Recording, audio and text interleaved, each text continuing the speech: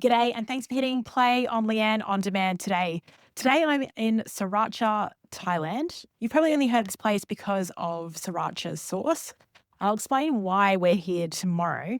I just want to jump on and share something that's really relevant to the news conversation, the conversation on social media at the moment, which is around Donald Trump's executive orders. I'm not going to get into anything controversial. I just want to talk about one sub point that I read on one of the executive orders just to focus on today's solo riff and conversation with you.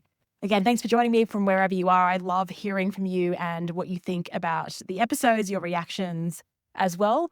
A shout out to Sarah Stodhart, who listened to the episode with MBS and said that she was also adding the letters FOL after her name. She says they're so much cooler than LLB. So for those of you who don't know, LLB is short for Bachelor of Law. Sarah is a lawyer. She fronts up a fantastic boutique law firm called Vitality Law. So shout out to Sarah and her team. And she asked me if it was okay with me for her to add FOL after her name. And of course, anyone listening to this show, if you want to replace PhD or MD with FOL, you are more than welcome to do that. I'd be honored. By the way, FOL stands for Friend of Leanne, if you haven't listened to episode 21, where Michael Bungay Senior shares his top tips for building a journaling habit.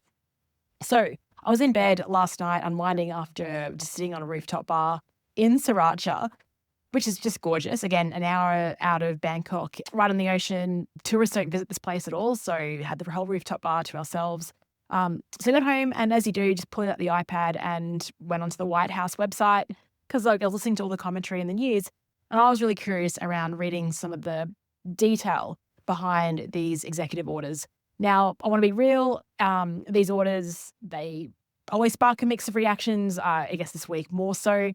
Some people are excited by some of the orders. Others are frustrated, extremely sad. I've read some posts from friends on social media about just their sadness around a lot of this. There's a whole lot of debate. And today I'm not here to unpack every aspect or controversy. I just want to zero in on one specific part of the new orders that caught my attention. And it's probably in my wheelhouse to talk about because I think it's pretty practical and impactful. And I think it's something that could make a difference beyond employees for the federal government. So I guess the first question that relates to this is, have you ever been ghosted during a job application? And how did that make you feel? I've had quite a few friends going through purgatory when they're in between jobs and they're applying for different roles. They get to the third or fourth stage. I mean, they're going to like fourth, fifth stages of job interviews. And then they don't hear anything for a while. They get ghosted during the process. And it's not a nice thing. Like, and so much you can say as a friend, but really it's around them getting certainty. And they might have different options going on as they apply, and some of these job offers might be in different areas. So they've got to think about relocating their families, their lives. I think it creates a lot of anxiety and possibly even mental health implications when employers aren't responsive and don't give people that have spent their time applying for their role any information around how that's going. So yeah, I'm totally against employers that ghost people during this process. And so the order I want to focus on is part of the federal hiring process and restoring merit to government service reform. And these are subpoints 4 and 5. Subpoint 4, decrease government-wide time to hire to under 80 days. What that means is that between advertising for a job and then hiring person, that whole process must take, because of this executive order, now must take less than 80 days to do that. And I think that's fantastic. How long? I mean, I've been in situations where I've applied for roles, and look, we're talking, maybe even years ago, but things have really changed now, and ghosting just seems even more prevalent than it used to. You'd find a role, you'd apply for it, you wouldn't hear anything for 6 months. Then you get a phone call like, oh, hey, yeah, now we're interviewing for that role. And it's like, well, I've moved on. So, yeah, I really, actually, I think this is really important, the 80 days. I'm happy. I actually think it's really great that there is a container and some certainty. So if you're applying for a federal job within the US, within 80 days of that, you'll have a decision either way and you can move forward with your life. Subpoint 5 is to improve communication with candidates to provide greater clarity regarding application status, timelines, and feedback, including regular updates on the progress of applications and explanations of hiring decisions where appropriate. Again, I think this goes back to respect for job seekers' time and effort. It reduces anxiety and uncertainty in an already stressful job market. And I think as well, there's an opportunity there to get feedback and provide people with an opportunity to improve their next application as well. I was working in a government role, state government, and I was part of many selection panels to hire candidates, not only in my team, but also I was brought into other sort of selection panels to help them out as well. And some of the standards around that were really ordinary.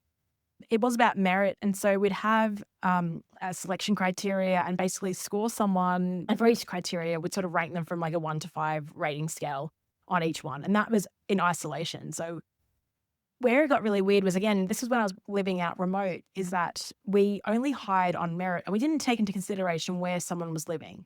So a level 3 role, that would be a senior administrator type of role. Anyone within Australia could apply. Someone that was already in that role, the reason they had to advertise it was because she'd been working in that role for 6 months. She was on a temporary contract. So to make it full time, they had to go to the market. But it was actually quite unfair, not for her so much. She had an advantage, obviously, because she was a great performer. This is more about just getting the paperwork done. It was really unfair for people that applied. Someone flew up from Perth, a 2.5 hour flight for the job interview.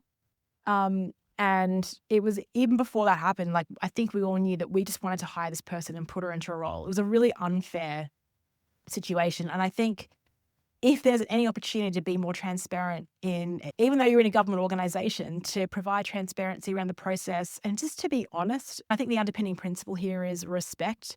I think that's a good thing. Now, I don't know if these practices are going to include that transparent measure. I think sometimes when we overextend on meritocracy, we can miss some things. Like for this role, I think one of the advantages that should have been in the selection criteria is actually hiring someone local within that region, as opposed to someone from a metropolitan area from the other side of a country paying their relocation fee. That is not good use of government spend. If you look at the mining industry and many of the contracts that they negotiate with them, is that they want to build up local communities. And so people within the local communities have more of a chance of getting hired for these roles. So while I'm all around like meritocracy, right person, right job, in the context of a situation, an environment, and the bigger game, I think there's some thinking there. Now, I've kind of gone off course there because what I was really here was to focus around transparency and openness and communication and giving people certainty on the future. So let's go back to that point. We've seen Meta adopt some practices based on what the executive orders have been. So private companies are now taking on board some of these things. So I would love it if private companies took this on as well and actually had a container for where our goal is, like, if one of our values is respect, we're going to put in the job ad that within 80 to 90 days, you'll have an answer either way. We're going to give you feedback. We're going to respond to everyone and provide you and give you updates on where you are in this hiring process. And look, it's really not difficult with technology now either. It's not like can be a manual thing. Use AI, some really great SaaS tools. You can make this happen.